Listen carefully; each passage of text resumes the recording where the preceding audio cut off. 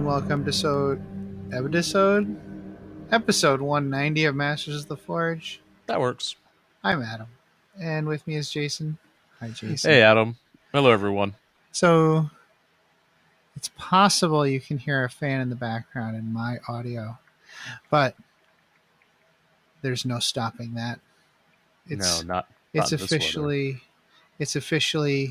pants off, dance off weather here.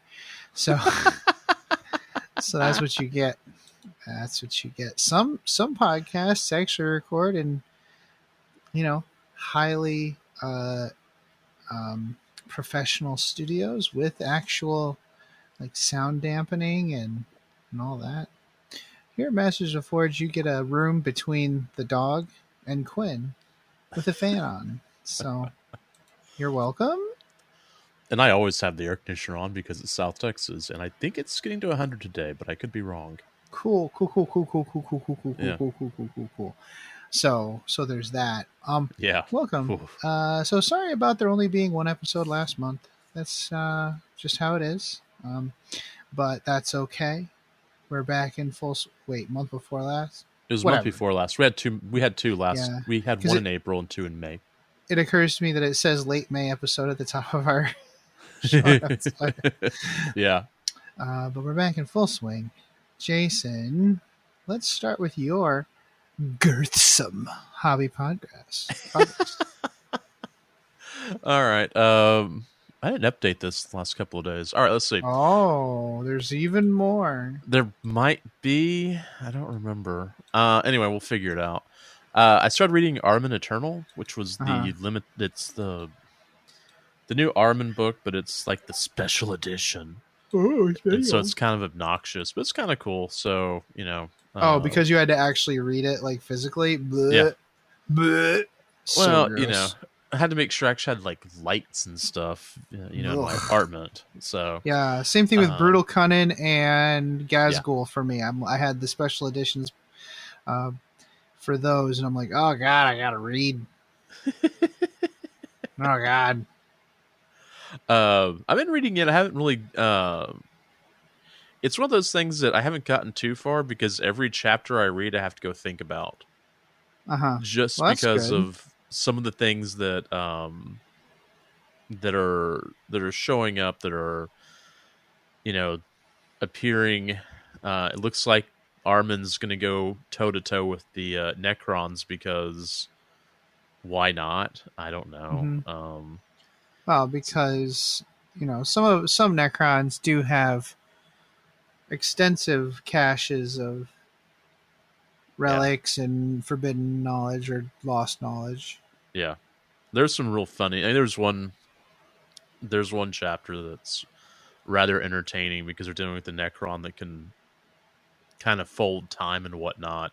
But he's dealing with the cabal of sorcerers who are like Corvidae and are used to doing that, and you just see the Necron being slowly defeated by trying to figure out why he can't defeat them when he keeps resetting the clock and they keep smiling at him or whatever. I thought that was kind of amusing. Spoilers, sorry. So during this time we recorded last, I went through and organized a bunch of my minis because it's possible I'll move this summer. I don't know. We'll see.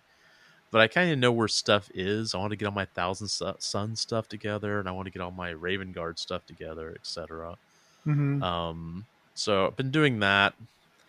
In our last, I think it was our last recording, I started looking for objective markers for the Thousand Suns during the night's recording, and so I ordered a bunch of them from this one group. I can't remember the name now. It's off of Etsy. Yeah, but they had Etsy like thing. Yeah, it was Etsy, right? It was Etsy, yeah. It was like 2 columns and 3 flat bases, and they looked really cool. And I was like, let me go ahead and order 3, so I can get 6 columns out of this, 9 flat bases. And they came in and they were cooler than I thought they would be. Like, I was really happy with them.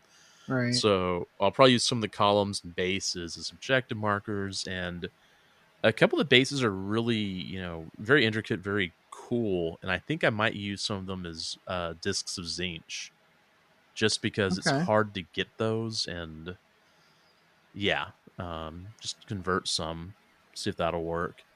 Oh yeah, you need more discs anyways. Yeah, I do. Yeah. For all your Zangor. I just wanted Tucker to already trigger you. threatened me. He did? Oh, that's fun. Yeah, that was amusing. I also had ordered some 3D printed Thousand Sun Exalted Sorcerers that were on discs of Zinch, and I didn't really like the prints of the sorcerers. They like the renders look amazing, but I don't think that the printers are where the renders are. And so I didn't particularly like those prints, but the discs are amazing. Okay. And so I'm going to use those. They're really nice. They're kind of a triangular shape, which is different than the round ones I've been using, but it still works. Well, I'm doing my hobby progress later. Why don't you look it up so the folks know where to look? Okay, yeah. Let's see. Lady the Arcane or Lady Arcana or whatever from Creature Caster. I think she's finished. The color scheme is like very Starry Night from Van Gogh, like bright yellows and blues and muted blues and purples and whatnot. Like after I finished, I just kind of looked at it and went, "This looks like something." I was like, "Oh, it's the Van Gogh color scheme." But I used like all sorts of techniques. Pulled out the airbrush, ghost tints, glow effects, wet blending, just all sorts of. I pulled out all sorts of techniques from my repertoire just to get these together, and it was fun to paint. Although, when you're airbrushing, like I took those classes with Caleb and Kat from CK Studios, and they said, you're going to have an ugly phase when you're going to look at that model and go, "What the hell have I done? This is a, however much money model this is, what have I done?" And the ugly phase for this one was pretty rough. Like I just remember thinking, I have made a bad choice. I've made a bad decision. But, I kept powering through, and the more I powered through, the better it got. But it was just, there was about a day or so that I was just like, I don't think I should be buying big models. Maybe I just can't paint these things. Like a lot of self-doubt. All right. I feel like that ugly phase is a thing, like, regardless of how you're painting the model. That's true. And I don't want to, like, knock on Caleb or anything, but I've always used that term because like immediately after base coats, my models always look so bad. Yeah. It's once you start cleaning up and start adding those details that it starts to look like the first wash alone is enough to like make you say, "Oh, okay, I get it now. I know what I'm doing. I know what I'm doing." Yeah. Well, and when I do base coats, I don't. It's kind of like where even like when you're using the airbrush too. It's like there's no need to get super clean lines, right? Because the wash is just going to fill in those gaps anyways. You're not going to see the distinct line from one color to the other because hopefully you're going to have a wash that fills in that crack anyways. Yeah, or something else. That's very true. Yeah. Well, I started hitting this thing with ghost tints because it was just looking really, really bright blue, and I just had to bring some stuff down, and it really brought it down. It made it a lot better. I kind of want to push the contrast on a bit more, but I think I'm going to leave it alone just because. Well, you could at least leave it alone for a little while. I did that with my general on Raven Griffin. Oh yeah, I stepped away from it and then went back into it. Yeah. All right, so then I wandered on to GW very graciously and beautifully and wonderfully and gave us the Horse Heresy box set. I love them. Yes. I've built a lot of box sets over the years. There have been a couple I'm just like, well, that's a lot of stuff. But when I opened this one, I was like, oh, did I make a mistake in this? Yeah, there's a lot of sprue in there. There's a What did lot of you do to sprue. What did you do to piss off Andy? I know. I mean, it's just like, you know, I just want to kind of email Andy. It's like, look, man, I love you, dude. I'm sorry for whatever I did. Whatever I did. So I was on I have built a couple of things. I built the 2 Praetors, Mm-hmm. which those are supposed to be generic for any legion. Yeah. No, they're not.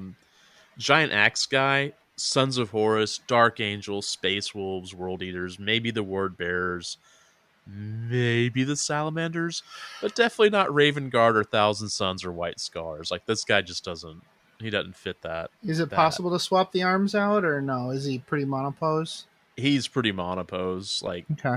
there's a head swap and that's it. I don't know Mm-hmm. how.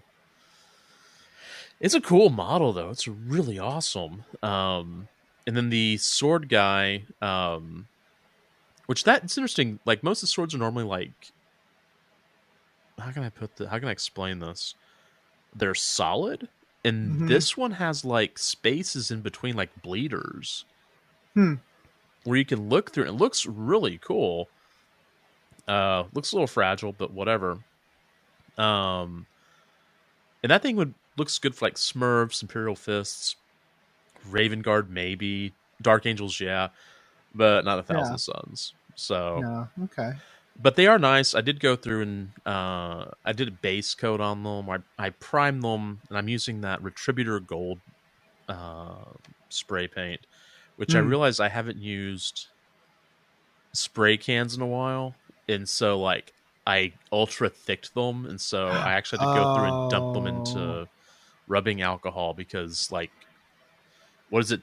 Thin your paints. I was looking at it going, yeah, I've lost detail, so I have to relearn how to do that. On all of the models? Yeah, those 2. But All I of put them? them in alcohol, and alcohol will pull, like, 90% alcohol will pull all that off. Oh, okay. So I was gonna say rip. Learned. Yeah, I was Rest like, in peace, $300. No, it was just those 2 models. I haven't done anything else yet. Okay, Otherwise, okay. Oh my god. If I had done that, man, I'd be crying. Yeah, you gotta shake it, and they're serious when they say like 10 inches or so away. Yeah, like, I've been doing airbrush, where with airbrush you sometimes get in there and you just have good trigger control, and I just hadn't used spray paint in a while. I was like, oh, this is gonna be bad. So, wow. Anyway, okay. So what am I going to do with all this Horus Heresy stuff? Yay! So I think what I'm going to do is go ahead and push them into the 1,000 Suns. I mean, I've got my 1,000 Suns for 30k. I can use the rubrics as vets for Horus Heresy, and then I have about 25 Mark III Marines that I bought from one of our listeners that are painted really well in the 1,000 Suns scheme. I am going to go with that Candy Apple Red 1,000 Suns, but I'm going to use the GW method, which is a gold base and Blood Angels red contrast. Okay. I got the like I said, I got the gold base, and now I have to learn how to use that. Yeah, but like I could actually see you using contrast over the gold. Yeah. Like that, and it's like still has okay. Yeah. And I'm going to add green accent and pauldron fields just to kind of hint at a connection to the 1,000 Suns spy network. Not that there's like any sort of like real lore about it, but the only, like, Amon is the head of that, and he wears a green cloak, and he's the only 1,000 Suns character that wears a green cloak. Only once. It's like, you know what? Let's do that. And I think I'm going to start focusing more on my 1,000 Suns as being like my best painted army, and like some of the other, like the Sicarans, I think I'm going to go ahead and move them over to 1,000 Suns paint scheme, and maybe some of the other what's that called? Like the other armored vehicles, especially those that I know can't be used in 40k but can be used in 30k. So, and then last, finally, so the Corpus Christi Warhammer store had their birthday party. Yay! Oh, happy birthday! Yeah. To you. Uh-huh. I don't want to So get sued. I went to that. It's like a birthday week, and they've got birthday swag. And I was like, all right, I'll get the Inquisitor, and I'll get the Orc Shaman, and then I think I got another Inquisitor for John and one for Keith, and I got an extra one just in case. And then I was like I was over halfway to the messenger bag. Like, because if you went through and spent X amount of money, you got this free. You spent this much money, you got this. And I was like, I'm almost there. So I did what any good Thousand Sun player would do, and I went ahead and picked up Fate Weaver. Sure, why not? But I'm going back, I guess, sometime this week to pick them up, because you went in, you bought stuff, they took your order, and then they're going to ship it to us later. So okay, yeah, I'm pretty stoked about that. I'm probably not going to buy a whole lot of stuff for the next few months, just because I've spent a lot of money on stuff this month. Okay, well, that's fine. I think John left a box here at some point. Yeah, I'm not sure what it is. It is a Horus Heresy box. Oh, it's in the garage. okay. It's like I think it's the Prospero box. Oh yeah, Yeah. that's a good box. I should make him send that to you. There's no bases. I stole all the bases for the Space Marine project. So it's just a bunch of, was it Mark III or Mark IV armor? Mark III. Mark III. A bunch of Mark III armor just sitting in a box in my garage. So at this point, it's just like, let's see if I actually can build and paint 1,000 Suns. Like, yeah. That's terrifying. Wait a minute, you might have sent those to me already, because one point you sent me like 3 sprues of Mark IIIs, and then laughed about it. Yeah, that was something else. I forget. Maybe I did. You know what? It's all a blur to me, buddy. Oh man, it's all a blur. Between you and Tucker, and you're gonna have like, all the Zangors, all the Mark IIIs. Mm-hmm.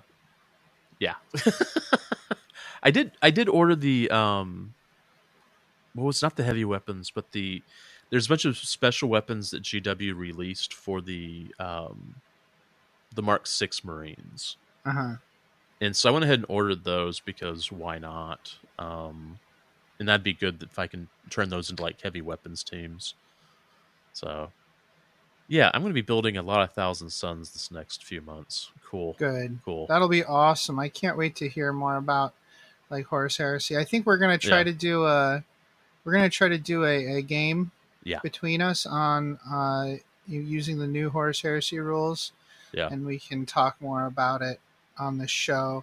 Mini Wargaming already has done some games, so be sure to have a look at what they've been doing. Well, I've been reading over the rules, and the rules remind me of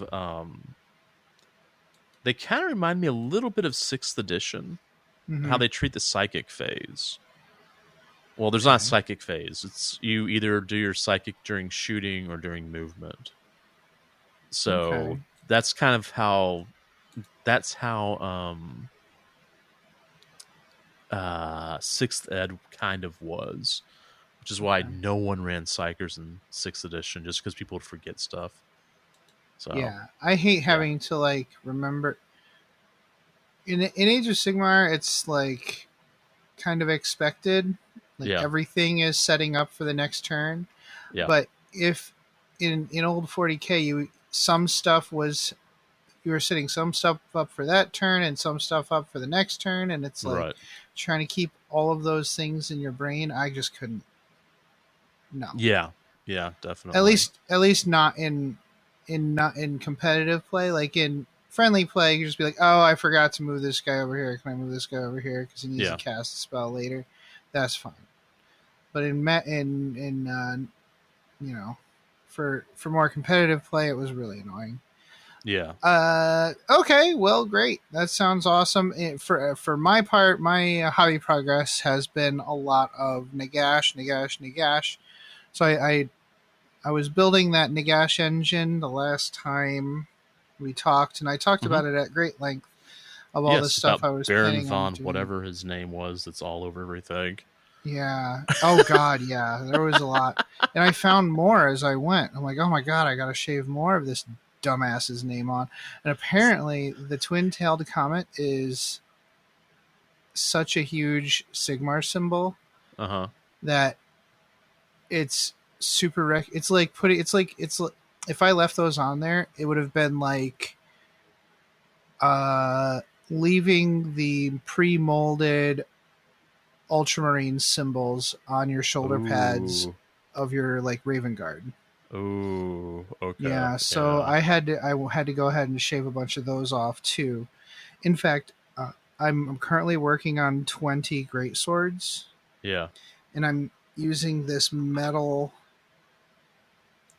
bannerman Right. for my banner bearer in that squad, and I actually had to shave off metal twin-tailed comets off of this guy's banner. Oh. It was pretty rough, Man. and off his chest plate.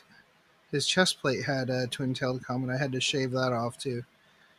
Oh, It was brutal. that It is was brutal. brutal. That's painful. But anyways, came out really nice. I'm really pleased with him. I Cool. didn't put any nihilic oxide on there or whatever the hell, typhus corrosion, whatever the hell it is. I just hate how it looks. I hate Yeah. having a dark metal and then all of a sudden there's these like super contrasty, like toothpaste green Oh marks all yeah. over it. I don't understand the appeal. I assume there's a way to do it for and have it not look like garbage, but I don't know how to do it, so I didn't do it. You have to I'm almost wash it with that typhus corrosion.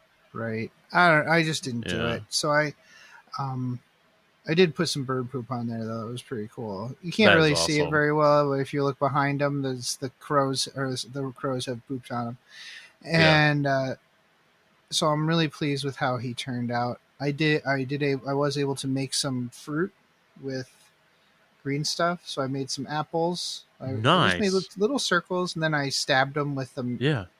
with a Like a metal toothpick? rod, so it like Okay. to make the stems. I Uh-huh. didn't leave the metal rod in, but when I pushed it in and pulled it out, it kind of made it anyways. Yeah. Um, and I had some pumpkins and stuff already. Um, and the flower, like bunches of the marigolds. But I also rolled out some potatoes and one or two Potatoes. eggplants. So I had Yeah. an eggplant in there, Eh. and I rolled out some carrots as well. So Yeah. I rolled out the bodies, and then I stuck like foliage from the plastic marigolds that I got because I don't use all the stems and greenery, so I stuck those in the ends. And Mm-hmm. the offerings and stuff look really good. I'm really pleased with that. The horses came out really well. Like there's a lot of green stuff work on those, and I did use some jeweler's chain I had to chain them to the wagon because in the kit the chain is molded onto the horses. So I couldn't Oh, okay. just use that bit. I had to actually use real chain. And Mm. it's chain that's been sitting on my desk and in my hobby area for years now. So Yeah. it's actually kind of, I didn't need to paint it, if you know what I mean. It's just already pretty tarnished. So it was pretty Yeah. fine. It was fine. So It's yeah, funny. that's I have done. jeweler's chain that's been sitting in my desk since I think I got it when I was in New York. So what, 6 years Yeah. now? Yeah. Yeah. Yeah. That stuff starts to tarnish and it Yeah. starts to actually look properly bad. Yeah. Like I suggest like going at garage sales, and if you see like crappy jewelry for $1, just buy it, just so you Yeah. have nice crappy chain to work with. Well, that and you can also have some fake, glass stones you can push into stuff. Yeah. Yeah. So I started working on the great swords. I have 20 of them. I built them, and Uh-huh. boy, are these things monopose. Well, because they're supposed to be, you have to put them in a movement tray. Yeah. So really, the only pose you can use for the back ranks is guy with sword over shoulder, or else he's getting into everybody's business on the movement tray. So I did what I could to add some additional bits, like some from the Blood Knights, some arms and stuff. So a couple of the skeletal guys actually look pretty good because they're using the Blood Knight torsos and the Blood Knight arms. Then there's a few front rank guys who have their swords like kind of out or swinging, so they look okay. I'm still a little like, these guys kind of suck. So what I might do to make them a little spicier is I might do the mirrored power weapon effect on the blades. Yeah. So doing that'll make them more interesting and they'll make me like them more. But the fact that I'm going to be doing mirrored power weapon blades on 20 models will make me hate myself. Yeah. But that's okay, because as long as we like the models, that's really what matters. Yes, that is. And when I do them, I'll go ahead and fix the scythe on the first general I painted.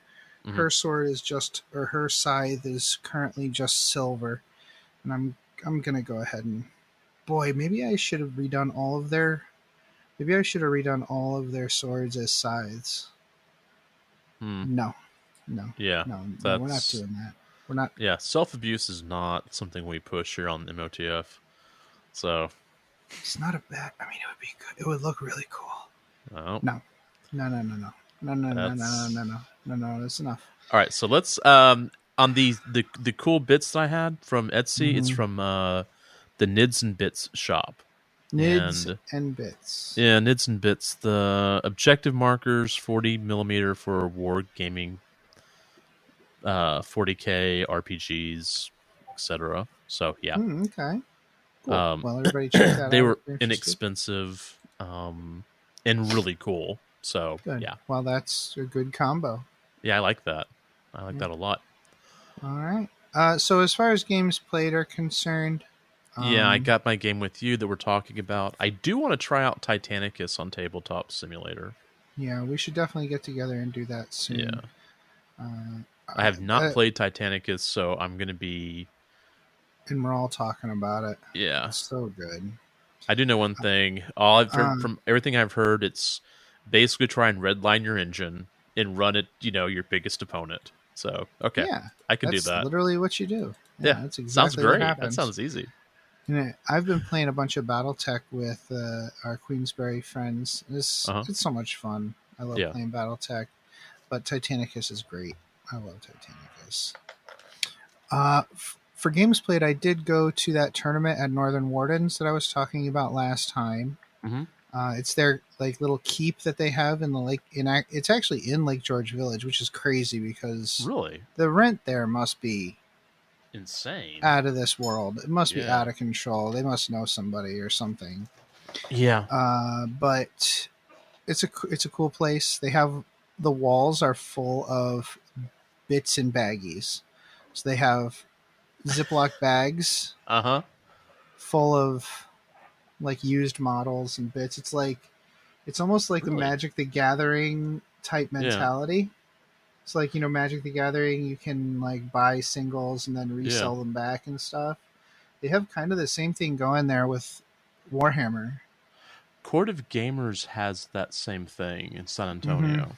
It's interesting. People bring in, sell their armies. So sometimes you walk in there, it's like, look, there's an entire Dark Eldar army, or hey, look, there's a Space Wolf army.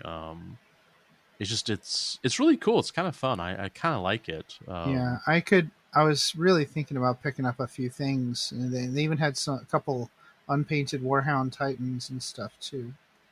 Ooh, yeah. Okay. Yeah, we should go up there when you come in next. Yeah. So it was actually almost like being able to go to the Bits guy. Yeah. Okay. Yeah. Yeah, the Bits guy got enough of my money. Yeah, right. I had two good games. My first game was against Chaos Knights, the old Chaos Knights. This was the weekend of the release, so okay. So he was running the old one. And that was a great game. I think it was the store owner, and because he was running one of the store owners, one of the partners, and I think he was just running as a buy. And then then I played against like the new Tyrannid Hotness, Okay. which was good. The only game that my last game wasn't so great. So like my first two games, they were doing 3-hour rounds. Yeah. Which is a long time for 40K. It was really good. And both of my first two games ended naturally, like 5 turns. Yeah. We played our full games. My last game was against a Deathwatch player, and the way he moved his models made me want to just die. Oh. He was like nudging them forward super slow, looking up every rule, and I'm like, oh my god, I'm gonna die. Yeah. I just want to be dead right now. And we played 2.5 turns in 3 hours. Ooh. I bet he was this a new army for him? No. Oh, it wasn't? No. He's just slow. Oh man. It was awful. I had one game like that at Adepticon. But were they drunk? No. I mean, it's like the first game of the day is like, look, man, I have not played this codex in 9th edition. Because I guess he hadn't played since before the pandemic. And I was like, that's cool, Dude took so long to make every decision. Yeah. Like, I hated it so much. But anyways, well, okay, so it would be fine. I was like, we're not in the money. You do you, right? Yeah. And then he had the audacity to joyously celebrate his victory. Like, dude, we didn't even finish this game. Don't be like, I won one. Like, no, you didn't win one. You waited for 3 hours and then decided you would win. Was he painted? Sure, but like whatever. Okay, all right. That sounds like kind of. It was painful. Really pain. I was in pain the entire time. So, Anyways, it was a nice time in general. Little small mason jars of moonshine. Yeah. Because then, no matter what the game is, you've still won. Yeah, that's true. You're not wrong. No, if I play him again, I'm just going to keep my own time clock just to show him. You played a 2-hour game. I played a 1-hour game. You won because you had more time than me. Yeah. So, moving on from that, let's go Beyond the Fringe. What do you got for Beyond the Fringe? So as we've kind of mentioned before, we've been doing bad movie nights, typically on Wednesdays, but they've kind of turned into whenever we're just all hanging out, mm-hmm. Which is cool. And so we actually watched 2 movies, Werewolves Within and Banana Splits the movie. They're both surprisingly good. I was really quite shocked about how good both were. The production values of Banana Splits were way higher than they had any business being. Yeah, like I don't understand. I don't get that. It was like that was actually a better movie than I thought it was going to be. I like your statement afterwards, though. I don't know what that was. What you wrote in the notes. Yeah, certainly. The Neil Breen movie was not surprisingly good. That was in fact, terrible. It was surprisingly even worse than I thought it was going to be, which is really saying something because it looked really bad. But this guy, I think he's a guy with like just more money than sense, and he just makes these movies. I mean, he obviously doesn't need a lot of money to make these movies, but he's throwing a considerable amount of money down the toilet to make these movies still. Yeah. I think the statement we made was we could have shuffled almost every scene in the movie, and it would not have made any sort of narrative sense. It wouldn't have been any more clear. No, it really made no sense whatsoever. This movie was I don't even know. A fever dream? It really was. Like like some of the plot points just did not coalesce into the major theme of the movie. Yeah.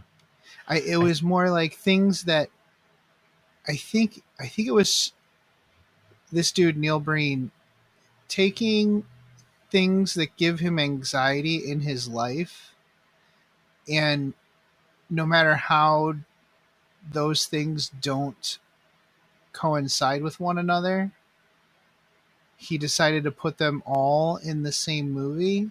Yeah. So as a weird catharsis, like part of the plot point was how he's even though he's like I forget what his actual profession was. Like he was a writer. He's a writer, but he was also like hacking into the government for somehow. I don't know how he's hacking into the government, but whatever. So he's hacking the government and like exposing the government for all the bad stuff it does. And like that's one part of it. And then there's like a weird plot point of like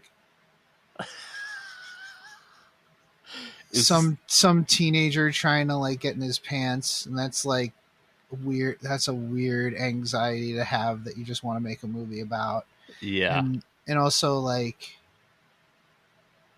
how like he's got a he wants to get with some other lady, but his girlfriend is like, I don't know, his girlfriend is a drug addict or something. Oh yeah, and he wants to get with a lady who like saved a doctor who saved his life. So but that doctor who saved his life was his best friend from whenever they were little kids, but then she had moved away. Right, and they found a cache of like this is a plot point that never shows up. It's like some weird like fairies treasure under a tree. I don't know.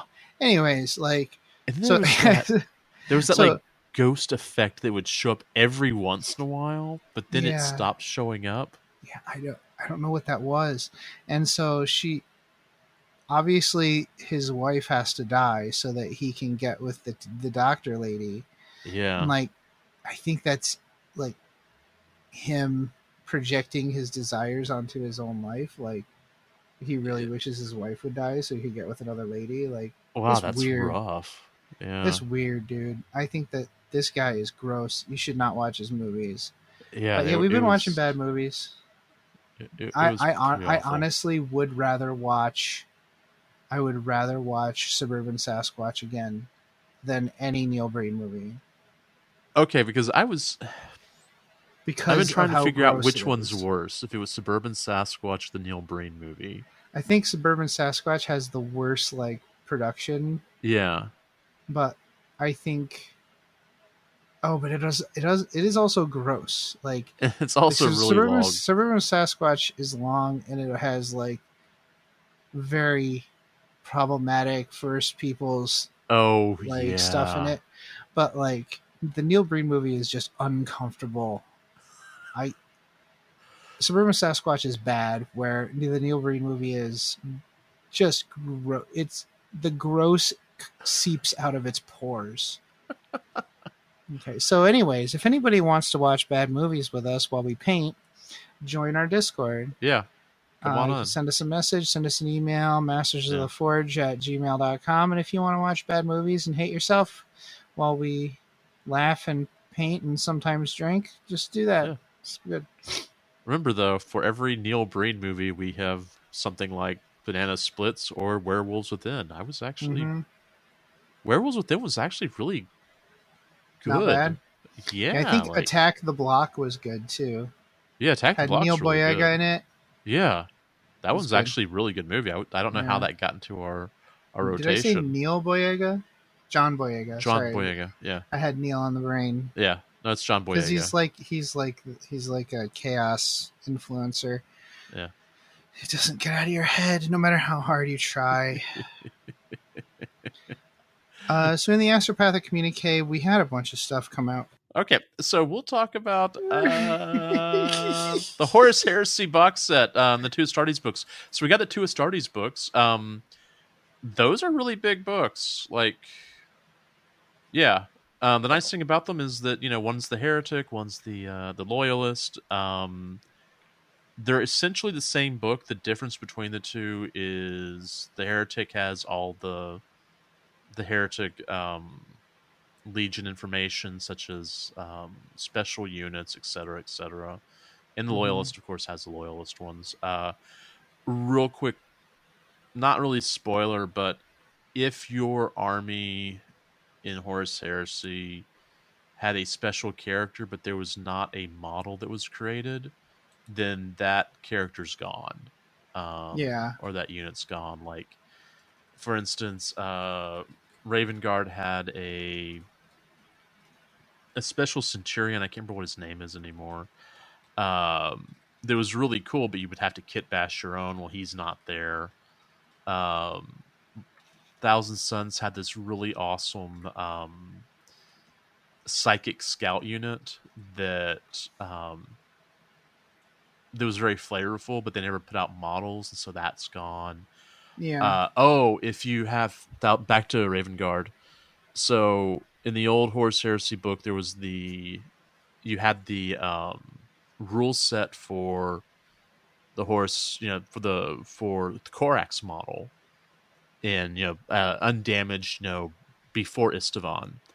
And then there was a second version that was post Istvan, like it was on, like Korax was still on Istvan, but was running around with the heavy bolter and whatnot. That rule set is gone.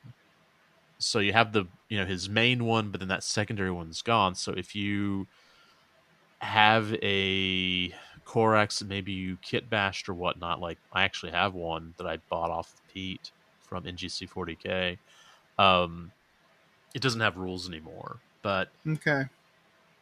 Yeah, so kind of adjust your expectations accordingly. But we will be talking more about the books in future episodes. So, yeah. Okay. So, yeah, there's a few other things that have come out, but yeah, including the Warzone Nachman Rift War book. There's a lot in here. I really can't speak to it, if I'm being perfectly honest. Yeah, we probably need to do like an episode on that book and on the Thousand Suns content, because I did look at the warp meld stuff, and that's running a lot of Zangors and whatnot. And I would run the warp meld list in person. I will not play it on Tabletop Simulator because that is way more anxiety than I want to go into. Okay. It's really unfortunate that that's the only way we can play games, but it is. Yeah. Like, I will probably play Warp Meld whenever I move out of this place, whenever I actually can move into somewhere that has some space. And I think I have to get more Zangors to really run it properly, which, the listeners cannot see my expression. Adam can, but I'm not. Yeah. No, I hear you. Yeah. There is a Crusade army in here for Army of Chaos Undivided, which I think some of our listeners would be really interested to see, because you can actually run an Army of Chaos Undivided attachment. Yeah. Which allows you to take Heretic Astartes, Chaos Demons, Thousand Suns, and Death Guard, and not lose any of your detachment abilities. Yeah. I think you still don't get the army purity abilities. No, I think you lose those. Just yeah. Do you know what's the Thousand Suns army ability? One of their abilities is, if it's just Thousand Suns, they add 6 inches to their casting. Okay. So you'd lose that. Yeah, which honestly, that extra 6 inches does help, especially if you're in Smite, or if you have, a really quick opponent that can jump out of range. it's hard to jump that far out of range. Okay. Well, it's interesting at any rate. And there are missions in here. So the Narrative Wargamer, I think they did an episode on this. So I think they released it last week. Right. So if you guys wanted to check that out, go ahead. We'll probably just pick out some of our favorite things in it and talk about it. And Jason, definitely, you're going to want to go over the Zinch stuff. So we'll do that at a later date. All right. Well, we're going to take a quick break. I'm going to go get the baby monitor, which I forgot to grab. And we will come back and talk about the game we played. Greetings, mofos. Are you out of George Dickel number 8, staring at a broken chess machine? Well, don't want to spend the rest of the year tied to that couch? Well, why don't you head on over to the 1 Hour a Night Facebook page and see what exciting stuff is going on there. It's a place to post all your daily progress in the hobby grind, as well as receive and give positive feedback. Also, there are usually a few interesting challenges going on. That's right. All you have to do is search for 1 Hour a Night on Facebook. That's numeral 1 Hour a Night, all one word. Blood serum tests will be administered prior to approval. Se til helvete og kom dere vekk. Det er ikke bikkje, det er en slags ting. Den imiterer bikkje, men det er ikke det. Kom dere vekk, idioter! What he said. Damn, I knew it was around here somewhere. Damn, where is it? Can I help you? Ah! Scared me. What do you seek? I need the perfect scenario for a narrative game I'm running this week, and I can't find one. Sir, this is the Black Library. We don't have narrative scenarios. Well, then where should I go? Might I recommend the Tabletop Campaign Repo? The Tabletop Campaign Repo? What's that? The Tabletop Campaign Repo is an ad-free site for hosting resources related to playing tabletop miniatures wargaming. Oh, like scenarios? Absolutely. Also, event packs, custom objectives, tracking sheets, custom terrain rules, maps, icon packs, award templates, and more. Oh, and this is for Warhammer 40k? Among other things. There's also Age of Sigmar, Kill Team, Warhammer Fantasy Battle, and others. They're always open for content submissions for any system, even non-Games Workshop materials. Oh, that's awesome. It sounds like a great way to save all of this great content the community makes. A lot of that stuff often ends up disappearing into a dead message board or Facebook group. Exactly. It's a real community effort. Great. So how do I get there? Just go to that webway gate marked tcrepo.com. tcrepo.com. Got it. Can I ask you one more question before I go? Fire away. This place is really easy to find. How come Aramon can never find it? Oh, because it's more funny that way. Oh, yeah, clearly. Once again, the Tabletop Campaign repository can be found at tcrepo.com, and they're always looking for submissions. Welcome back. So this episode is one of our battle report episodes, and these battle report episodes are very important to me personally, because it gets us playing games using the narrative rules, and it helps us feel a lot more legitimate in our opinions and stuff. Right. So it's really important to me. But having said that, they're also, I feel, a lot of work for you on the editing side of things. I think that now that we've kind of changed some things around for this one, I think that it's makes it a little bit easier, if that makes sense. Right. Yeah. Well, yeah, that was the whole idea behind the way we're doing it this episode. Okay, so this episode, we have already played the entire game, and we did not record anything while we were playing our game. We just played the game. Yeah. We took copious notes and screenshots during our game. Yeah. But that's it. We didn't do any recording. Yeah. In this way, Jason can just edit. You can just do your usual filters and stuff and just publish it'll be a lot easier to roll the MP3, and we can just go on with our lives. Yeah. Now, I don't know if that means that the battle report is going to suck or not. We'll see. It might be better. Who knows? But it might be better. We'll have. See. I mean, we took a lot of notes. The thing is that we did. now that I've got this second laptop, I can go through and play the game on the laptop and then do notes through here. So I think it'll make it easier. So speaking of that, Wendy got the job. She got the job at Union, so good for her. Woo! That's nice. So awesome. So last night we the money is already burning a hole in our pocket. So I ordered a new Windows laptop last night. All right. Yeah. Because I smashed the screen of this one with a squig. I honestly shouldn't be trusted with a laptop. Wait a minute. Is that a euphemism, or did you actually smash it with a squig? I literally smashed the screen with a squig. I had a there's a squig that goes on the squig buggy that you glue to the hood of the squig buggy. Yeah. And he's like, his tongue is hanging out, and he's like a little dog in the window. And that was on the keyboard, and I slammed the laptop shut, and it spider webbed the screen. Oh man, what did do the squig? Is the squig okay? Oh, he's fine. Oh, of course he is. Of course he is. Of course he is. Yeah. Anyways. Yeah. Yeah. Well, and also it's a slow pig. It's over 2 years old. It's time, and it didn't even have like this one I have right now doesn't even have a solid state drive, and it's like, yeah, screw this. I'm done. Yeah. I'm done carrying around a giant heavy thing full of magnetic platters. Yeah. So anyways, new computers, yay. Yay.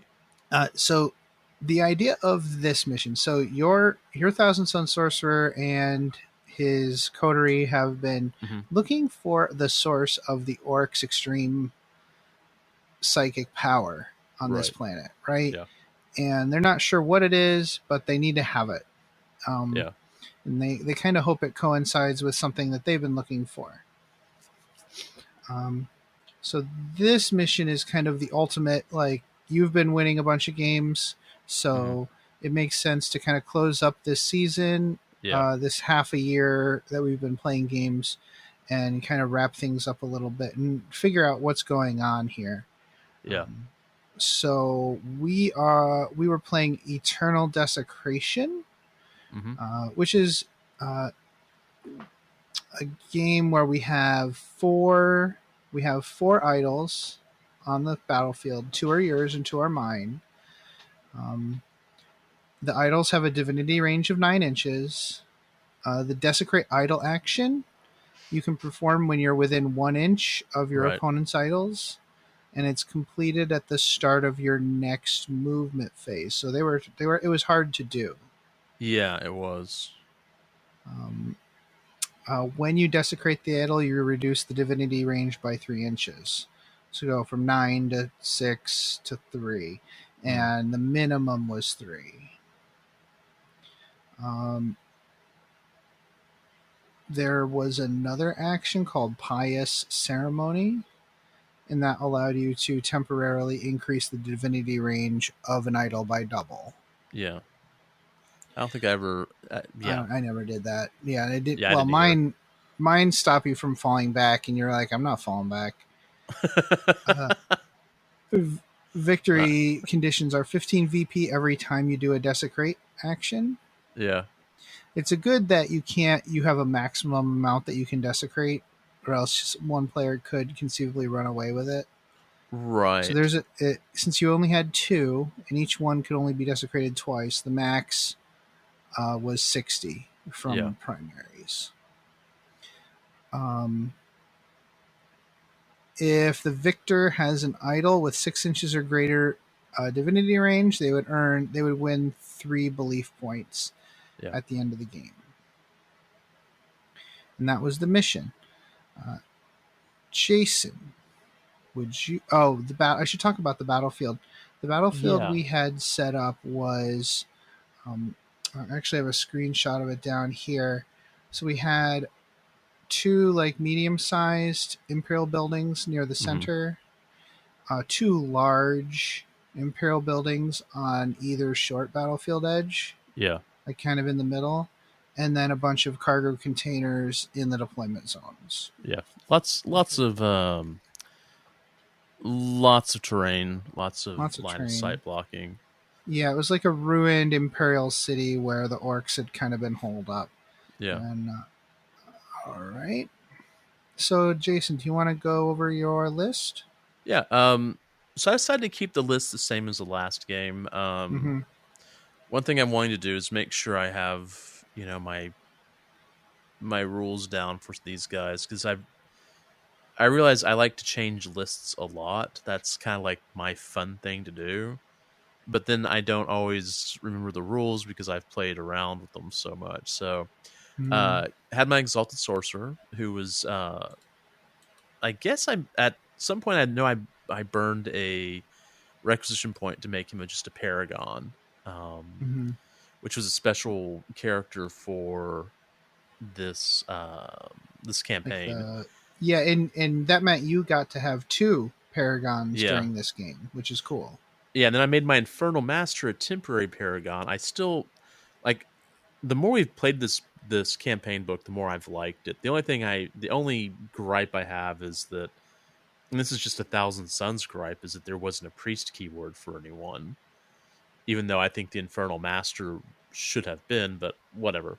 So Exalted Sorcerer, Infernal Master, Zangors. I think I had either 1 or 2 squads. I can't remember. I think it was just 1. 3 squads of Rubrics. Fred the Mutalith, who I'm a little annoyed with right now, but we'll talk about that later. The Scarabatolt Termes, a Contemptor Dread, and 1 Chaos Spawn. I really enjoy those Chaos Spawn, just like running them across the board just for, they're kind of like screaming YOLO the entire way, and they always get shot down, but they're just kind of fun. Yeah. Let's see. So what pre-game stratagems. I kept the same psychic powers and warlord trait because that's kind of predetermined with my crusade. Warp-filled disciples, which I think that was a special rule for the campaign book. Let's see. I took 2 agendas: Wrath of Sorcerers from the Thousand Suns Codex, which is I keep a tally of my psychic kills essentially. Right. And then Lore of the Warp, which was from page 22 of Wars of Faith, which I think was about the same thing. Right.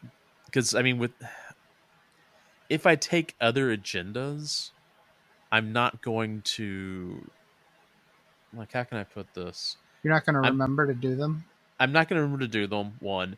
2, this is a psychic heavy list, and so that kind of needs to be what I'm doing is... Yeah. I'm already going to be going through and casting all these powers. I might as well, get an agenda or experience points for that. So when I played my Psyker Heavy list at the tournament, I definitely used the Psychic Interrogation strategy or secondary a lot, which is similar to one of the agendas, and it makes a lot of sense to obviously choose things that you're good at, especially when you're talking about your characters. Yeah. I will say there's one agenda that was I don't remember which one it was. They would give me points for denying psychic powers. And if I'd taken those agendas, I would have done okay on those too. Just because there was so much psychic stuff that we were...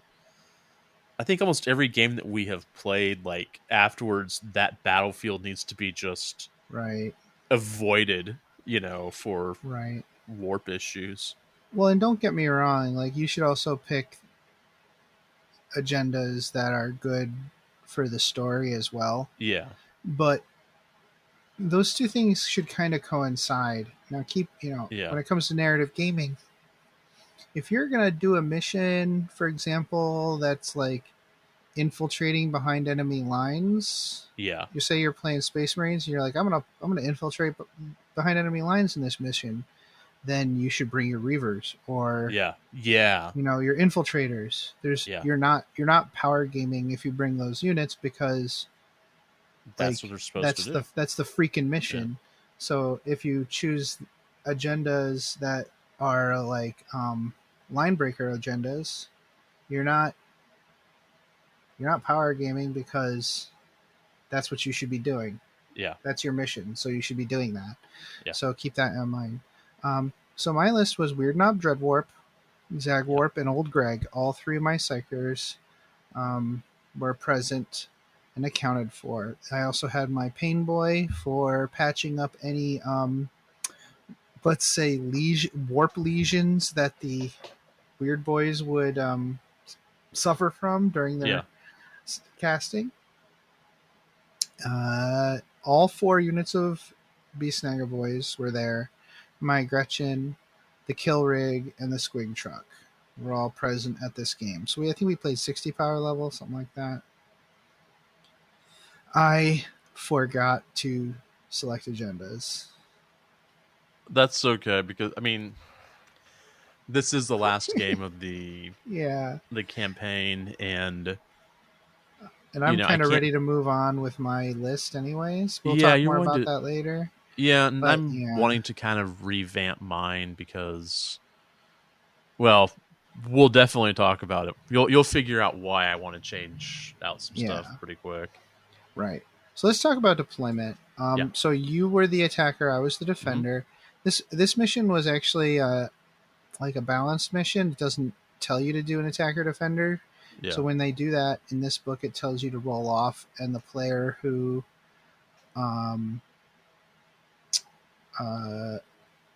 that's for the to go first roll.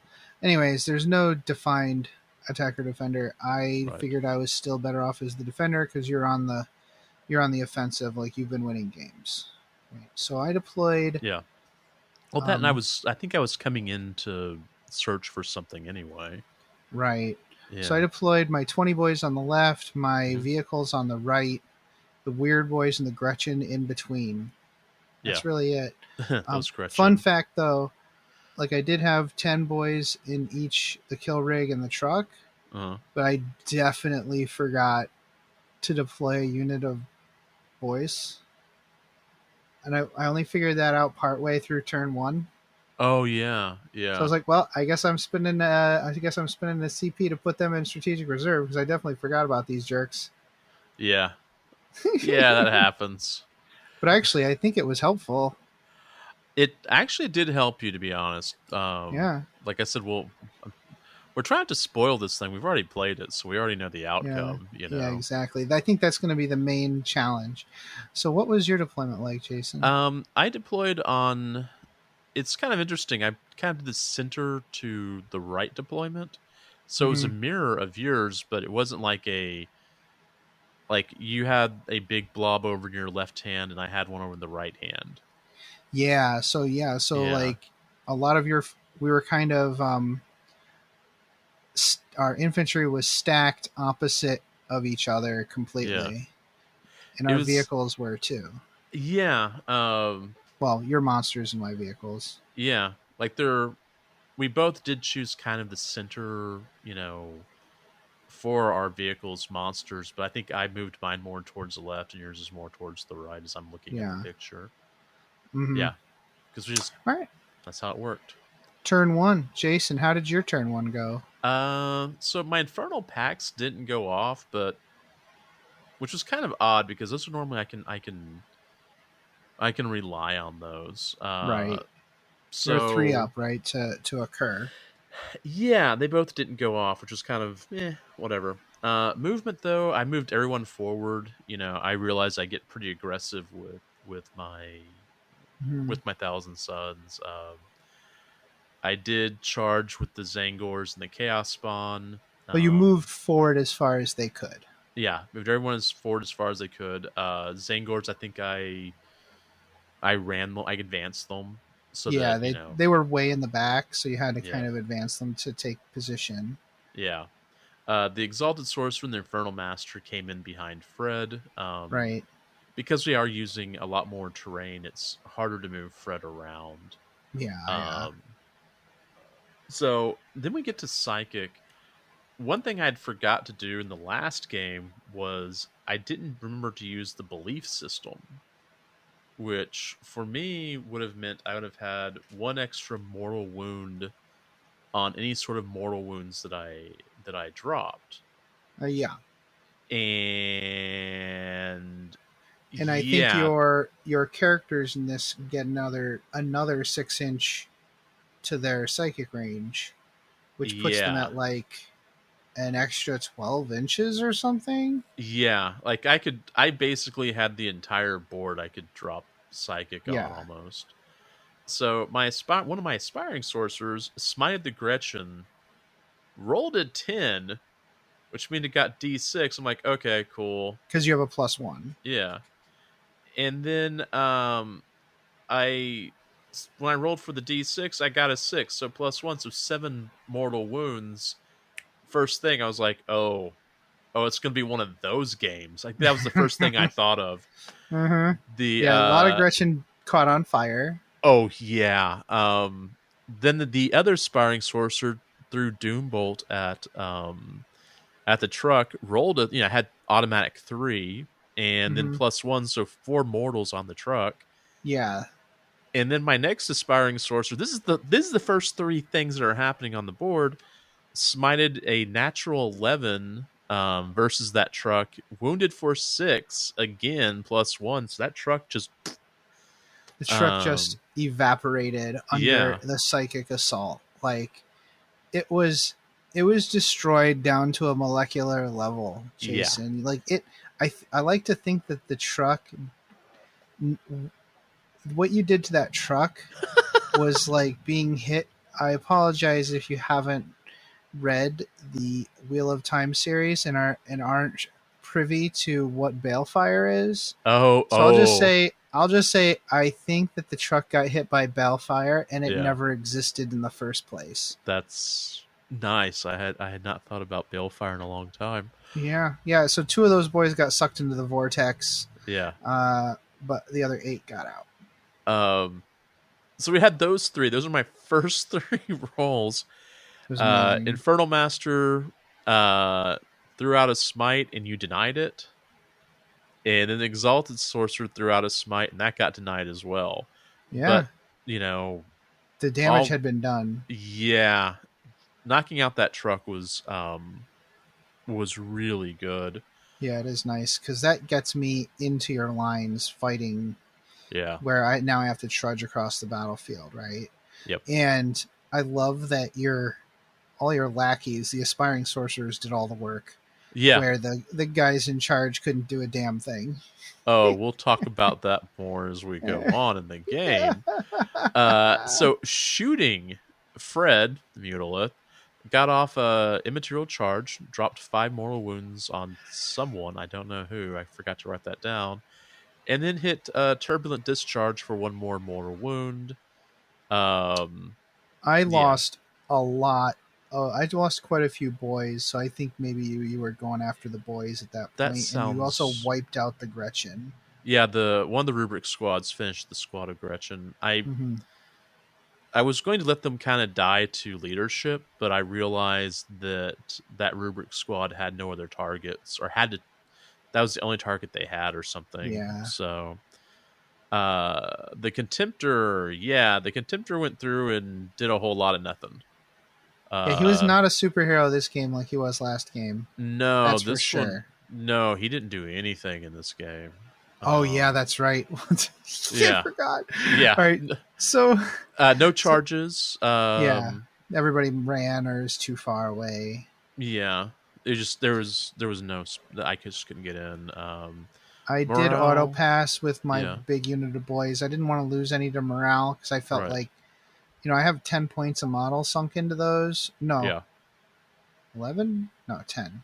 Whatever it is. There are a lot of points for having a 6-up armor save. So, and I ended up rolling a 3 on the boys that got exploded out of the truck. So they're fine going into my turn 1. So after moving, I got out with all the boys that were in the kill rig and moved them forward towards the spawn. Yeah. Leaving just enough room for the kill rig to move forward and head towards the Contemptor Dreadnought. I really want to charge that Dreadnought real bad, right? That kill rig, dude. That kill rig. Yeah. Well, I think he's like 4 or 5 Crusade points. Like, he's been in every game and he's gotten favored model or favored unit whatever it is, Mark for Greatness like 3 times. Yeah. Well, I mean, it's a hero. It's that great of a unit. I mean, it's just... He really is. And when you put Frazzle on him, which is the Orc AoE, measure from, it's everything within 9 inches on a 4+ takes D3 mortal wounds. And when you have a base that big, that's actually pretty great. Right? Yeah. So I did cast Frazzle, killed a couple Zangor, killed Rubric, and damaged one of the Rubric Terminators. Wasn't as powerful Frazzle, but it worked pretty good. Squiggly Curse was denied. Smite on the Spawn did some mortal wounds. But the big deal, the big thing here is with my Warlord moving forward, he casts Edbanger on the Exalted Sorcerer. Yeah. Okay. So I have to cast a Psychic Power and have it not be denied. I have to beat your toughness on a D6 roll. Yeah. Your toughness is 4. Then I have to roll D6 mortal wounds. There's a lot of rolls in there. Yeah. I evaporate the Exalted Sorcerer. Yep. With that power. When that happened, I was like, oh no. That was an amazing moment. Yeah. So many rolls have to go into actually making that work, and it worked. I'm very excited about that. And then you're like, oh, it's going to be one of those games after saying that from the previous. Well, I mean, losing my sorcerer, like that's really big for, my army and the way my army works. Yeah. Oh, absolutely. Yeah. And then the kill rig shoots its eye lasers at the Dreadnought. I hit twice. You save none. You reroll. Save none. And I do, what did I do? Like 12 damage? Oh, yeah. You just evaporated him too. And the Dreadnought's dead from the eye lasers on the kill rig. I'm like, oh my god. And then he What's exploded. just happened? Then he explodes. Yeah. Next to Fred. Next to Fred. Yeah. Yeah. What's hurts Fred. Yeah. It was crazy. It was crazy. That was an insane turn for me. I have never had. Oh, you're not even done yet. You're not done yet. No. We have to. This is shooting. Charges. Right. Yeah. Those psychic and shooting. I killed 2 units in the psychic and the shooting phase. Yeah. Unreal. Yeah. The 15 boys charge Fred. After the fight, they boop the rubrics because I don't want them shooting at me. Yeah. That's actually a really good idea. Yeah. And if I boop them, you actually don't count as having been charged, so you don't get that +1 attack, which messes me up so bad. Yeah. I did do 8 wounds to Fred in total, but it's really all about getting stuck in and fighting the big monster, really. You know? The kill rig unfortunately didn't make its charge into Fred, but let's be honest, he did his job anyways. It was probably better for the kill rig that it didn't. It really probably was. Yeah, absolutely. Yeah. The big squad of boys did charge your rubrics that are on the other side of the board, but on the other side of the battlefield. But because of your +1 save against damage 1, and how the first AP is negated on pretty much all the power armor armies, my 13 wounds become 2 wounds. Yeah. So it could turn into 2 damage. So that was pretty good for you. They really kind of just slammed into a brick wall and didn't do anything. Yeah, that Armor of Contempt made Terminators just that much better. Yeah, absolutely. And they're already the list to take. You don't take rubrics, you take Termies. Yeah. So, yeah. My second in command, Zagwarp, swings into the Mutileth Vortex Beast, Fred, and I did exactly 3 wounds, which is exactly what I needed to kill him. And he, of course, explodes like a champ. Yeah. and does a whole bunch of damage. He does more damage to your rubrics with his explosion than I did the entire game. I'm just saying, including the Infernal Master. I don't lose a whole. We don't lose anything to morale in this turn. Right. Everybody's really excited about getting stuck in the fight. Yeah, which is fair. This is turn 1. I have now lost Fred. I've lost the Contemptor, and I've lost my Exalted Sorcerer. My Infernal Master has 1 wound left. 1 wound on turn 1. It's like at this point in the game, I was just like, "How do we flip the table? How do we?" Sure. Where's the flip the table button? It's just like, oh, this is rough. This is really rough. But it's like, oh, let's play this through and see what happens. This is. And what I said to you was, don't forget, you have like a 0+ save. Yeah, that's very true. I can't kill your army. I killed the things I can kill. Now all that's left are the Zangors for me to kill. Yeah. All right. Talk to me about your turn 2. Yoshi, get away from the mic. Sorry. He was putting your butt in the mic. He was putting his butthole in the mic. It's fine. No, he was purring into the mic. But if you want, he can put his rear there in a bit. All right. So turn 2. Okay. So command phase. Infernal Pact. Because I do still have my Infernal Master. Fires of the Abyss at Zagwarp, and Zagwarp is removed. So it's like, all right, so here's my moral victory. Then I cast Bladed Maelstrom on the big unit of boys, which that's a fun one in that if it goes off, you take some wounds, but you also take, you can't charge as well, if I remember correctly. Mm-hmm. So that would, keep you hopefully away from everybody else. I don't think I moved because everything was already locked into combat. Yeah. Which was fine because I can still get off Psychic. So, right. I think I had booped into your Terminators. No, I didn't. So. Did I? You booped into a whole bunch of stuff because you're just like, I'm not going to give these guys any more attacks. Right, than they need, and I was just yeah. praying that my 6-up invuln saved me from being murdered in combat to a man, which, to be fair, it did. But your Terminators still had killed a bunch of my boys too, so it's just tough. Yeah, you were stuck in, but those Termies do a lot of work. Like they're so good. Intellectually, I've known that they're like the better unit, and every time I've played with them, it's just like. Every time, like, I know these are the good units in the Codex, but this is ridiculous. That's kind of where I've, this is why no one's running rubrics anymore. They're mostly running Termies because, they're better. Can I just say, I really don't like the ignore minus the first AP thing. Yeah. It's just give power armies something. But don't do that to me. It's so bad. Well, yeah, because sorry, I just had to say that. I just feel I hate it. I don't like it. All right, so Infernal Master smited on Dreadwarp for 2 wounds. Mm-hmm. He likes it. He'll take it. And then one of the Aspiring Sorcerers Doom bolted on Dreadwarp and killed him. So it's the Aspiring Sorcerers that did a lot of the work in this. It really is. They did so good. And, okay, so the Scarab Occult Sorcerer, I actually have the Firestorm of Tzeentch power on with him.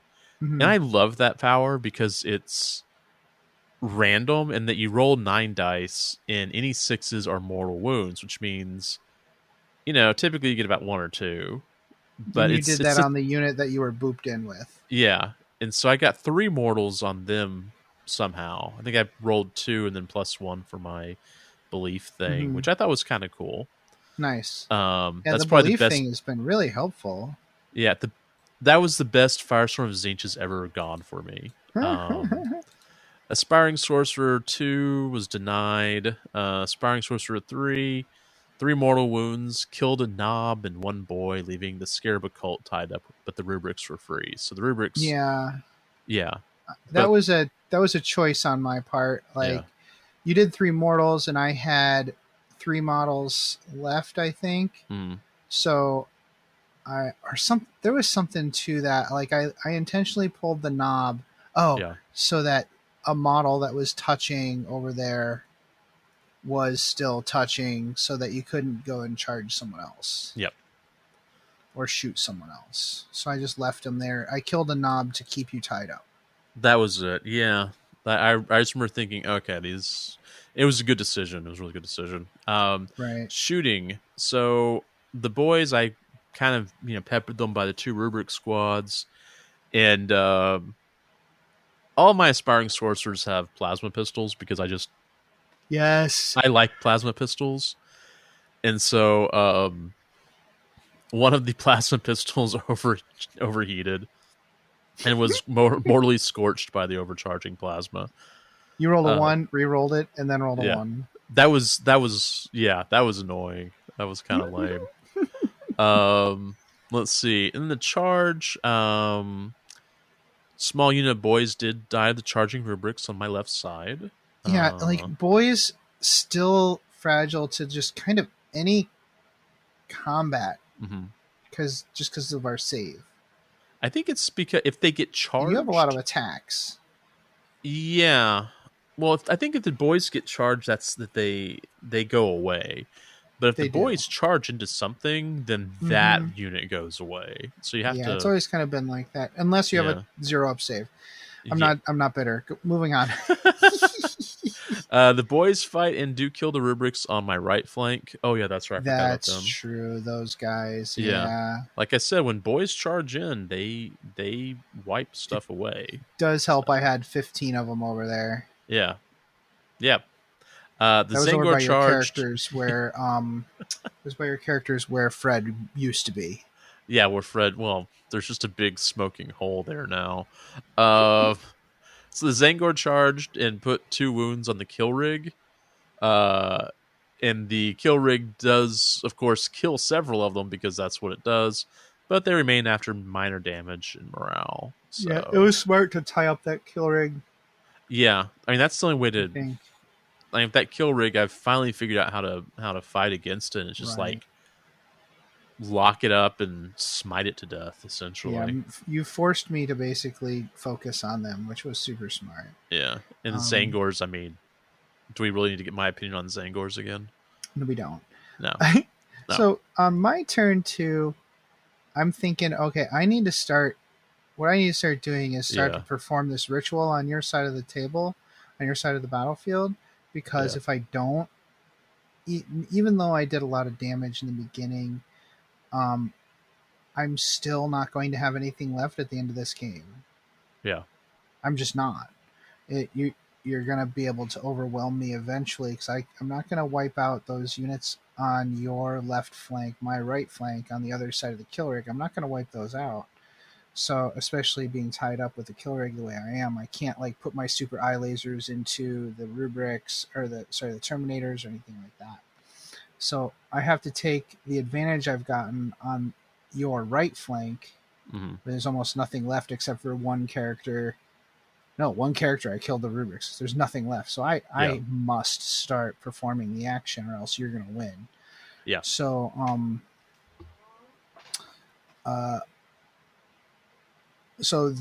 my large unit of boys, I actually used that big unit of boys to start performing the action. Yeah. I didn't even move in with them to attack or anything like that.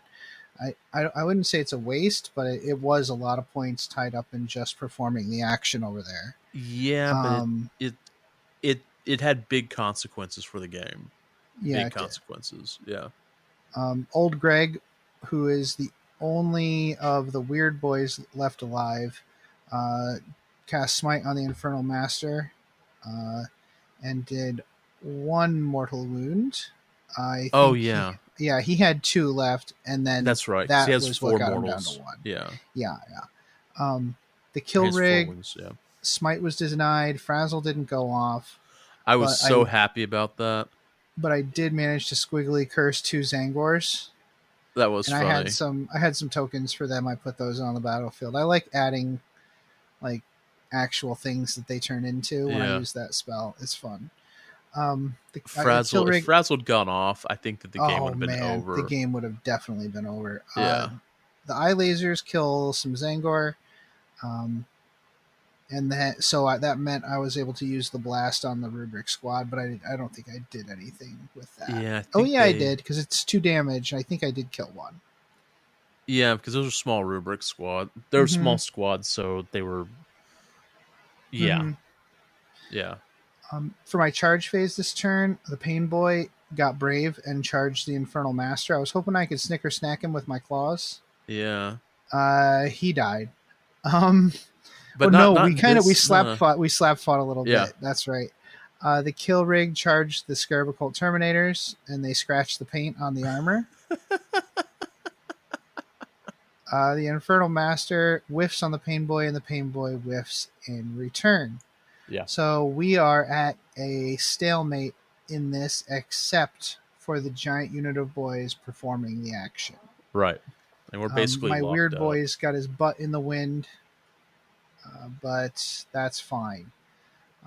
Your rubrics on your right flank, over by the kill rig, are slowly moving towards my unprotected relic.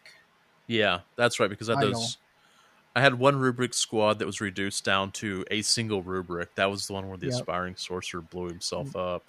Right, and I think I killed one with my barrage weapon. So there was just one model left. The other squad is totally fine.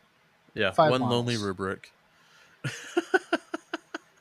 Okay, Jason, tell us about your turn 3. All right, turn 3. Command. So Infernal Master was there with the Pain Boy, and he used the Infernal. Wait, no, it fires the Abyss and removed the Sawbones. Poor Pain Boy. Well, it's kind of funny because the Infernal Master, I mean, we've already seen that he's kind of doing a lot in this game. He is. Yeah. Blade Maelstrom didn't go off, which, I'll be honest, this was the first game I think I've had where I had so very few Infernal packs not go off. Yeah, and that would have done a lot of damage to that big unit of boys, the Bladed Maelstrom. It was weird. They wouldn't go off for whatever reason. So, movement. The rubrics that were in your deployment zone moved in position near the Ork idol because they were going to go ahead and desecrate it. The Infernal Master, now that he's not locked in with the Pain Boy, I said, yeah, we're going to take him towards Old Greg. Let's see what happens. Here we go. Yeah. In Psychic, the Infernal Master went ahead and smited the Iron Biters because they just needed to go. You're leaving a lot of damage on the table if you don't use your Psychic phase to kill them. Yeah, and that I dropped 4 mortal wounds on that. That's actually pretty good. Scarab Occult Sorcerer dropped 2 more mortal wounds with Smite. And I think that bracketed my kill rig pretty badly. I think so. Yeah. And the Aspiring Sorcerer had 2 mortal wounds. Because I had so many people locked into combat, there was no shooting phase. Has no bullet under it. Yeah, there's nothing under shooting for that turn, which is funny. Charging. So the Infernal Master, because he's decided, he's in charge now. He charged the Pain Boy and removed him. Mm-hmm. Oh, wait, he'd already removed him.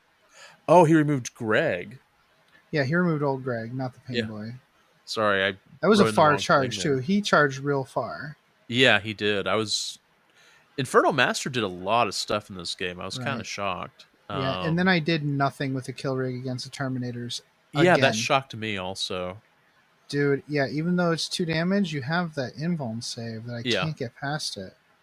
And then the Termi swung back and they removed the kill rig, so good for them. I finally kill a Scarab Cult Terminator. Yeah.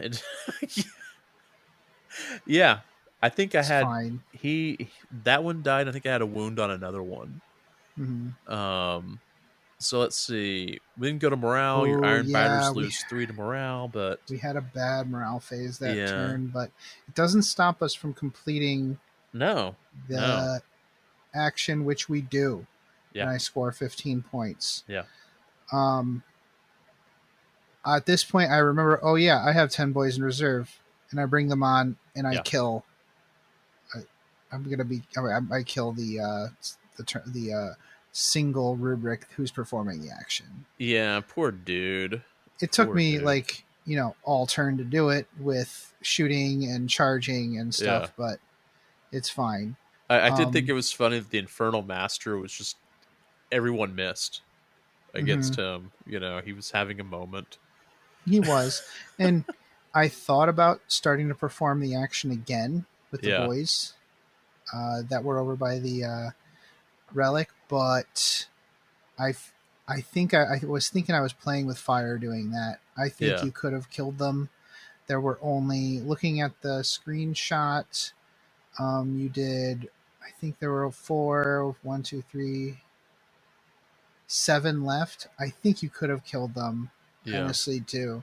So I decided to go ahead and just charge the Infernal Master and wipe him out that turn instead of scoring again. Because I was ahead in the score. So I felt I could come back. Yeah. So your turn 4. Things are moving quickly now because there's literally almost nothing left. Yeah, there's almost nothing. So the Termies went ahead and... I didn't think I was going to win on points by then. Because I just didn't have the people to perform actions.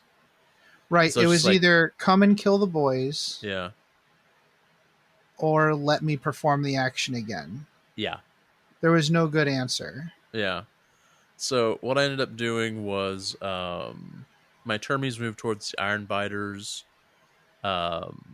I was hidden from them behind the building because I had to obscuring. I had to dance around to try and get them. You definitely needed 2 turns to get any firing solution on me. Yeah.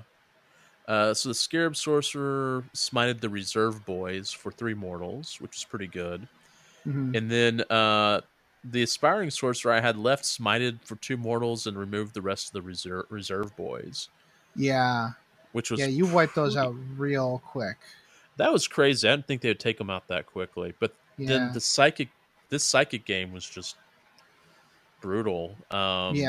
Finally, we got this really great game where all the psychic powers did stuff, and it was really cool watching the fireworks go back and forth between our armies. Let's see. And then shooting, I managed to take out 4 of your Iron Biters, but you still had some left. I don't remember. Right. And for ice during my turn, the 3 boys that were left over there hid and performed the action, and I just hoped against hope that you didn't get within range to shoot. Yeah. But on turn 5, that's exactly what happened. Yeah, so Command Phase, Infernal Master was gone, so who cared? Moved both the Rubrics and Termies into position, and I think Psychic, I don't remember who it was that took out the Iron Biters. I think it was the Scarab Occult Sorcerer. Was it? Because he just booped onto the terrain. And that's it. Me. He was able to see me, and he shot them and did exactly 3 mortal wounds. Yeah. Wiping me out. Yeah, completely.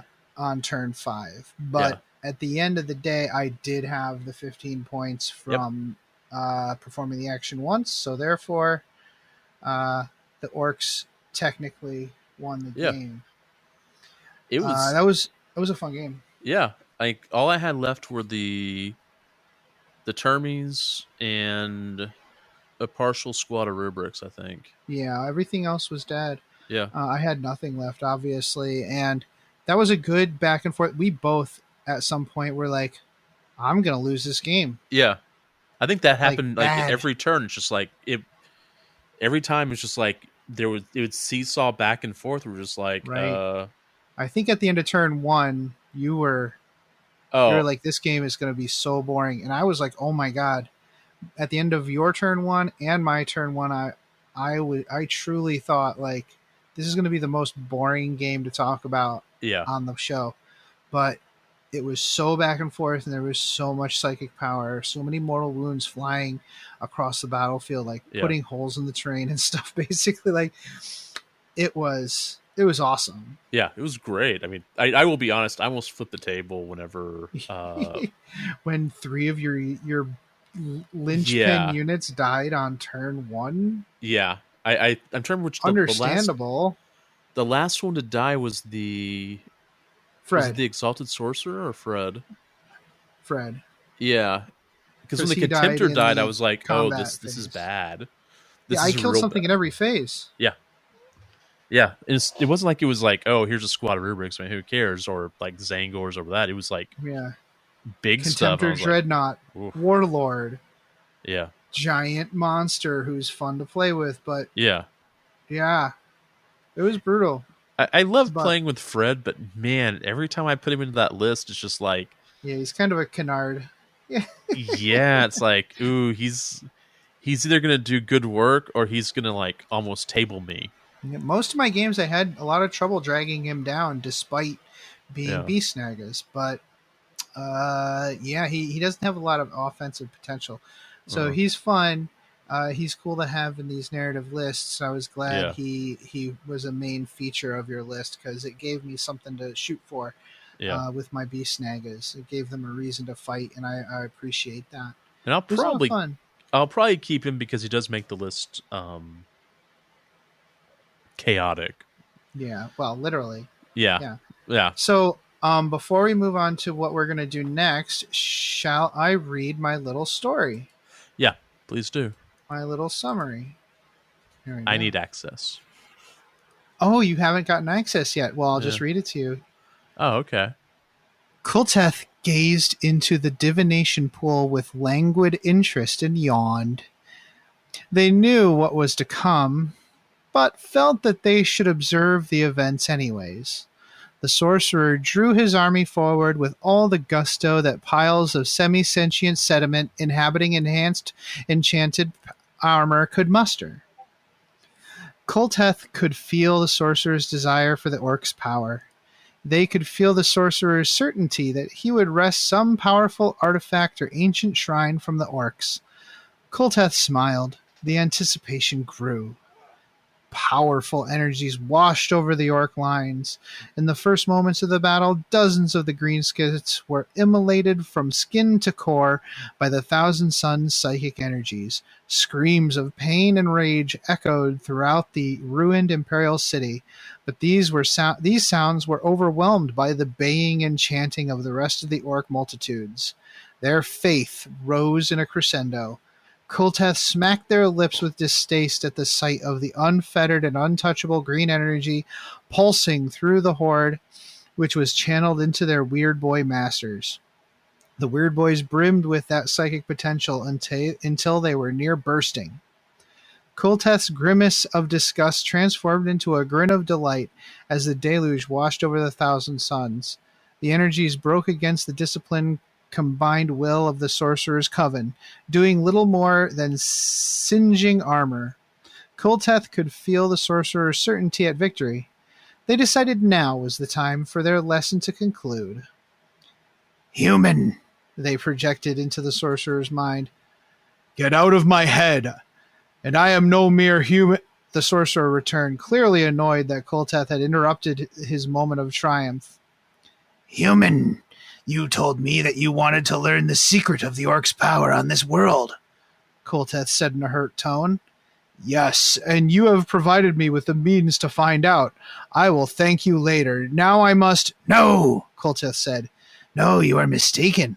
All you have done to this point has been your own doing. I haven't told you what to do. I have only been relaying to you the decisions that you would have made anyways, and the results that would have come from those decisions anyways. This has all been you." The human was confused. "Has this been a test?" "Oh no, I do plan on showing you the source of the Orcs' power. I plan on giving you the means of gaining that power for yourself. You just haven't needed any help until now." Elation fed to him from the sorcerer's thoughts through their psychic link. It made Kulteth laugh in spite of himself. "See you soon, human." Thousands of years ago, the last ash tree to grow on Terra was harvested after being struck by lightning. This tree was crafted into 5 powerful staves aligned to the ever-changing energies of the warp. All 5 were used in the Unification Wars against the Emperor and his unholy retinue, but only one had survived. One small twist of fate had created a flaw in this one staff. It was the most powerful of its siblings, but a sickness in the tree had gone undetected by the original craftsman, and it often failed when its masters used its energies for the purpose of defense. Kolteth implanted that small flaw into the tree now, and the consequences spiderwebbed through history until this moment. Kolteth squinted as the Orc warlord unleashed a torrent of green energy into the sorcerer. The powerful blast manifested as a biting head full of teeth and hunger. The sorcerer raised his staff and channeled a defensive counter-curse. The maw crashed against the sorcerer's counterspell, and a crack tore down the length of the staff. The ruby that was not a ruby at the end of the staff sputtered and went dark. The green ball of psychic teeth clamped around the sorcerer's head, and his entire body was inexplicably sucked into it, devoured. Kolteth was still laughing when they approached the dazed sorcerer. Get up, no lollygagging, we have work to do.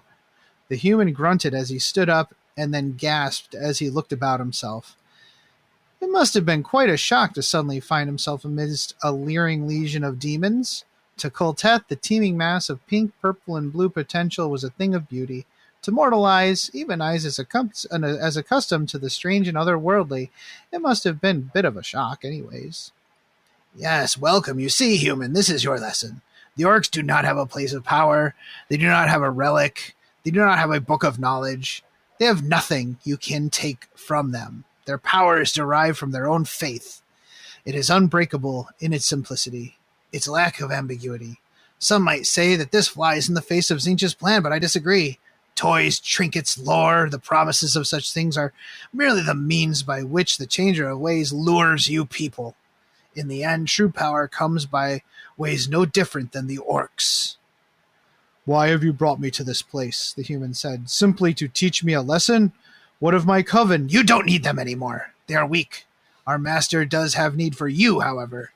You understand linear mortal thought, but you are creative enough and powerful enough to continue the work of the master. But now, human, you will proceed unfettered by your flawed mortal staff and the pitiful husks of your former brothers.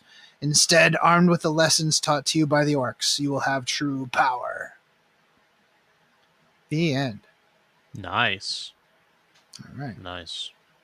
So I think you were saying that you'd rather kind of play a more demon army, right? Yeah, I'm interested in like running more of that sort of army, just because then it implies that my sorcerer has lost his mind. That's kind of the thing I've been wanting, is to have a sorcerer that is completely off the rails, isn't dealing with rubrics or anything at all, because he's too scarred maybe by either the rubric or Prospero or whatever, or maybe just bananas and no one wants to work with him.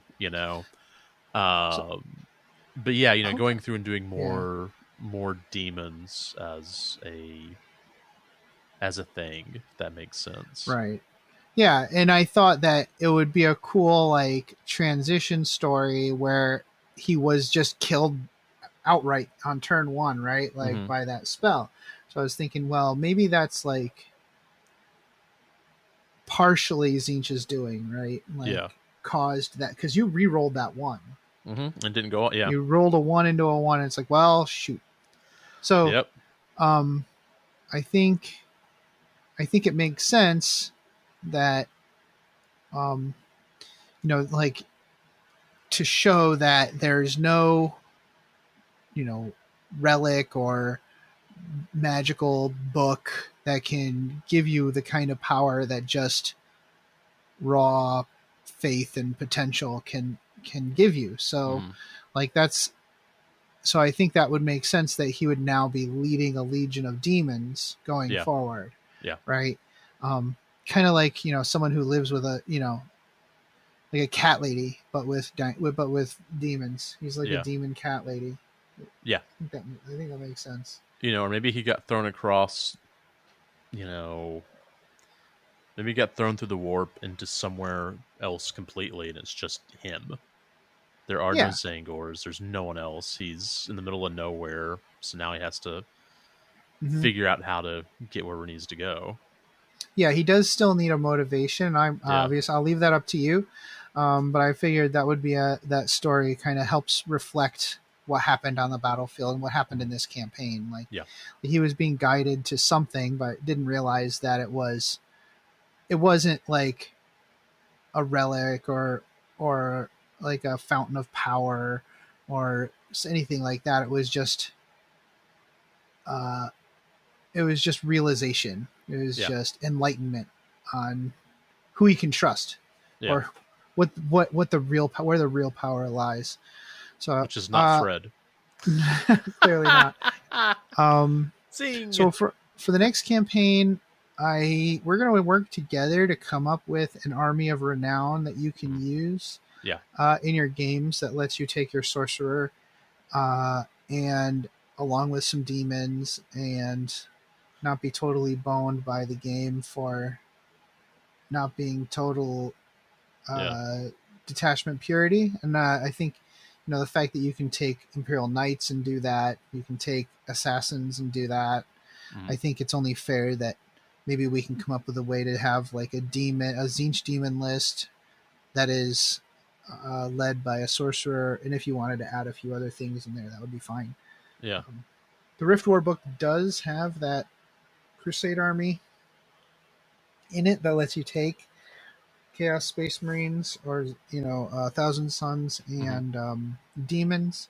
You do have to have one unit of rubrics as well. Okay. But I think it should be more focused on the demons. So I'm gonna think about this for a little bit, because we're gonna next month we're gonna do the Horus Heresy game. Yeah, we're gonna play a game of Horus Heresy, and I think I'm gonna be playing one early July. Oh, so it'll yeah, be too late. It'll be too late for the next. Wait, this is the June episode. Okay, no, it'll be perfect. It'll be the perfect time for the next battle report game. Yeah. So we'll do that for July.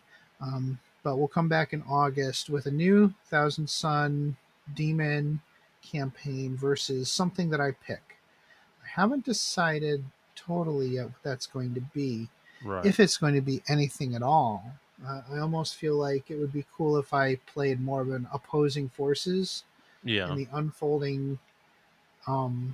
Story of this guy. Yeah. Right. But I also am a little worried about not using the Crusade system for my army, because I kind of feel like that's kind of our thing. So I almost feel like maybe I could maybe I should build like a big like 2000 point 2000 points 100 power level mixed Imperium Crusade force. Oh, yeah. Right? That way I could bring a bunch of stuff that we can try out and have your army face a bunch of different things, but it's the same Crusade force. Yeah. Or you could, as I'm coming back, you could bring out your Drukhari. Oh, that's true. We could do Drukhari too. Yeah, because this guy I think has fought against that list before. He has. And then maybe this Imperial Crusade list. I don't know. I think that's something to think about. Like, what do you want to modify? What do you want to go with? There is a Torchbearer fleet Crusade list I could use. Yeah. I might do that, because you can have gray shields and stuff like that, and maybe you could be going after Primaris Gene Seed. That doesn't really seem apt for the Thousand Suns, though, unless it's like Librarian Gene Seed, in which case maybe. Well, trying to go through and turn librarians to the Thousand Suns. Yeah. Something to think about. I do have one of my aspiring sorcerers is a it's not a stock librarian model, but it started out as a librarian model. And then I decided I needed an aspiring sorcerer more than I needed another librarian for whoever. And so he got moved over to the Thousand Suns. He got a repaint, and there we go. Oh, and a repaint and a new backpack, and he was ready to roll. Yeah. All right. Well, that sounds good. We'll talk. Yeah. We'll think more about it. Let's take a quick break. Come back and close out the show. Come here, boy. Get the ball. Come on, Max. Get the ball. Mom, Max won't get the ball. He's lazy. I think I know why your Zote is being lazy, Jenny. Why, Mom? Because you forgot to feed him his Zotobix today. Oh, no. Oh, yes. Zotobix contains all the nutrients and random animal parts a growing Zote craves. It not only provides our Zote with the energy it needs to play with you and protect our home, but it also keeps its chitinous shell fresh and shiny. Oh, boy. I'd better feed Max his Zotobix. Yes, you had. Zotobix is made in part from grade A Astra Militarum post-engagement byproduct and is infused with 112 essential vitamins and minerals harvested from your Zote's natural habitat, the finest desert deserts. Zotobix is available in any shopping center on worlds where Zotes are allowed or where the Imperium's inexorable influence has not yet reached. Oh. We've reached level 6. Welcome back. Sue, thank you for joining us again. Let us know in the Discord what you think about this new format for the battle reports. I think it went pretty well. Yeah. We took good enough notes. I think the screenshots helped. Yeah, they did. They helped a lot because then it reminded me, oh, yeah, that's right. There was that one lone rubric who was, out there in the dirt. Yeah. Next week, we are going to go over Rift War. I guess even though Narrative Wargamer already did a show on it, we can go through it again. And also, we promised to have him on to talk about his narrative event that he did. Yeah. So maybe we'll just rope-a-dope him into talking about Rift War again on our show. There we go. Yeah. Hey, man. Why not? Well, I mean, the thing is, not everyone listens to him. Not everyone listens to us. And, we can get someone else that has a different opinion. Yeah. It's nice. And Quinn is awake. Uh-oh. Wow. What a perfect episode. That's perfect, yeah. It's a perfect timing. Quinn just walked 2 miles, which for little legs is like 4 miles. Yeah. So, and then he played in the water. He had a great day. Now we're going to go out in the backyard and play some more. How's the pool coming along? Oh, it's no longer Ecto Cooler. Now it's Baja Blast. Okay. So it's improved. Okay. Slightly. The last picture you sent was I'm pretty sure I was staring into the warp. Yeah, it was the color of Warpstone Glow. Yeah, that looked funky. It was the color was Warpstone Glow. Yeah. I think now it's like I don't have one out here that's like it, but it's no longer Warpstone Glow. Okay, that's better. That's better. That is better. Yeah. That is better. All right, so yeah, next time we'll be talking about Rift War. We'll have Narrative Wargamer on probably. But until then, play the game the way you want to. We'd love it if you could give us a positive rating and review on iTunes. If you'd like to keep in contact with us, you can follow us on Facebook or Twitter by searching for Masters of the Forge. And you can follow our hobby progress on Instagram with the hashtag Masters of the Forge. If you'd like to engage with us directly, you can always join our Discord server. To do so, or if you have any questions, topic suggestions, or if you'd like to advertise your creative hobby endeavor, contact us at mastersoftheforge@gmail.com. Please consider supporting us on Patreon at patreon.com/mastersoftheforge. Thanks. The music used in this podcast was made by Parad of the duo Sublevel 3. The track is used with his permission. This podcast is protected by the Creative Commons Attribution, No Derivatives, Non-Commercial International License. More information about this license and contact information if you have any requests can be found at our blog mastersoftheforge.com.